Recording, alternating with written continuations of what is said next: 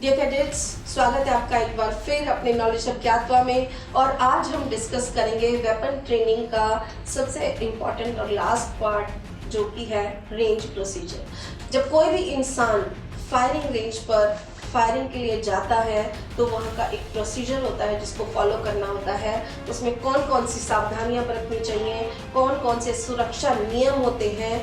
सबसे इम्पॉर्टेंट चीज़ ये होती है कि फायरिंग से पहले हमेशा प्रैक्टिस कंडक्ट की जाती है, जिसमें कुछ इम्पॉर्टेंट पॉइंट्स को ध्यान में रखा जाता है। प्रैक्टिस कंडक्ट करने और सुरक्षा संबंधी जो महत्वपूर्ण बातें होती हैं, उनमें प्रैक्टिस कंडक्ट करने के लिए रेंज पर फायर को दो ग्रुप्स में बांटा जाता है, एक फायरिंग ग्रुप और दूसरा ट्रेनिंग ग्रुप। पूरे फायरिंग ग्रुप को डिटेल्स में बांट दिया जाता है और एक समय पर 4 डिटेल्स रेंज पर काम करती है। Number 1 firing detail, number 2 waiting details जो कि 2 होती हैं, और number 3 ammunition collection detail. Next is target group. Firing point से पीछे टारगेट ग्रुप को इन बातों के लिए तैयार किया जाता है: एमिंग, ट्रिगर ऑपरेशन, होल्डिंग, रोक को दूर करना और फायरर्स की गलती के लिए एक सुधारक एक्सरसाइज और कोचिंग। यानी जब फायर करते टाइम कोई भी गलती होती है तो उसके लिए आपको पहले से ही तैयार किया जाता है।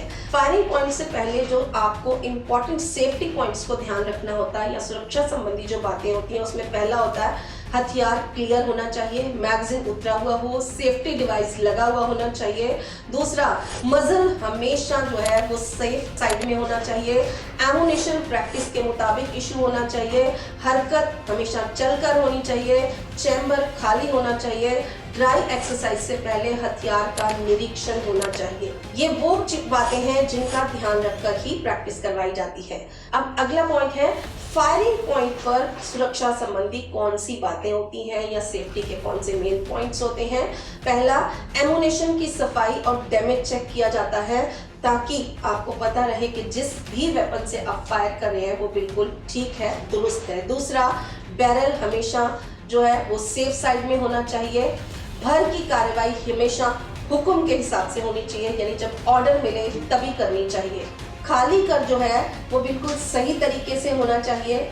नंबर 5, जब भी कोई दिक्कत आए, कोई प्रॉब्लम आए, हमेशा फायर जो है वो ऑर्डर्स पर बंद हो जाना चाहिए। और नंबर 6, रोक दूर करते समय हमेशा बहुत सावधानी बरतनी चाहिए। अब नेक्स्ट पॉइंट है फायरिंग रेंज की सामान्य प्रक्रिया। फायरिंग करने वाली पार्टी को फायरिंग पॉइंट के सामने लगभग 100 गज के भीतर लाया जाता है।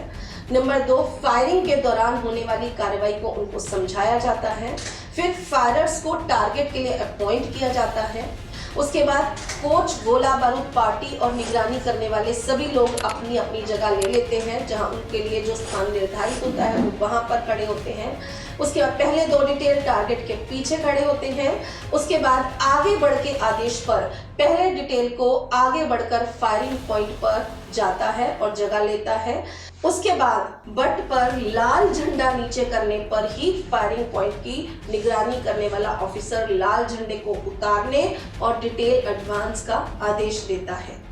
कोच अपनी स्थिति की जांच करते हैं और यदि आवश्यक हो तो उन्हें ठीक करके लिम्बर अप का आदेश देते हैं, और इस आदेश पर फायरर सिखाए हुए तरीके से अपनी राइफल को बिल्कुल होल्ड करते हैं और उसके बाद ऑफिसर्स लोड और कैरी ऑन का आदेश देते हैं।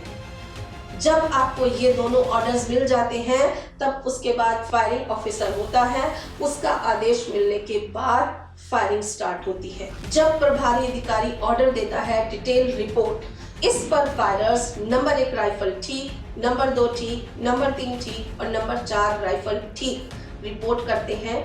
रिपोर्ट हमेशा बाएं से दाएं की ओर दी जाती है और आमतौर पर छोटी रेंज पर 4 टारगेट्स का ही उपयोग किया जाता है। नेक्स्ट, आदेश द्वारा डिटेल बदल दिए जाते हैं और नई डिटेल जो वेटिंग डिटेल होती है वो सामने आ जाती है, और जबकि जो अन्य डिटेल पीछे खड़ी होती है वो वेटिंग डिटेल बन जाती है। ये सुनिश्चित किया जाता है कि किसी के पास भी कोई लाइव एमुनेशन न हो। लास्ट और सबसे इम्पॉर्टेंट पॉइंट जो होता है वो होता है फायरिंग रेंज पर लाल झंडों का प्रयोग। फायरिंग रेंज पर लाल झंडा सेफ्टी और डिसिप्लिन का सिंबल है। इसका मुख्य उद्देश्य होता है फायरिंग गतिविधियों के दौरान सभी व्यक्तियों को चेतावनी देना और सुरक्षित दूरी बनाए रखना। जब लाल झंडा फहराया जाता है तो ये स्पष्ट संकेत होता है कि रेंज पर फायरिंग चल रही है, जिससे सभी को सावधान रहना चाहिए और रेंज के अंदर नहीं आना चाहिए। इमरजेंसी में भी ये संकेत करता है कि फायरिंग को रोका जाना चाहिए या अन्य कोई आवश्यक कार्यवाही की जानी चाहिए।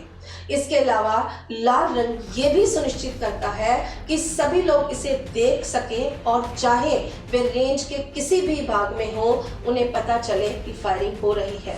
इस तरह फायरिंग रेंज पर लाल झंडा एक बहुत ही इम्पोर्टेंट सुरक्षा उपकरण है, जिसका प्रयोग ट्रेनिंग और फायरिंग एक्टिविटीज के दौरान सेफ्टी को इंश्योर करने के लिए किया जाता है। आज के लिए इतना ही। जय हिंद, जय भारत।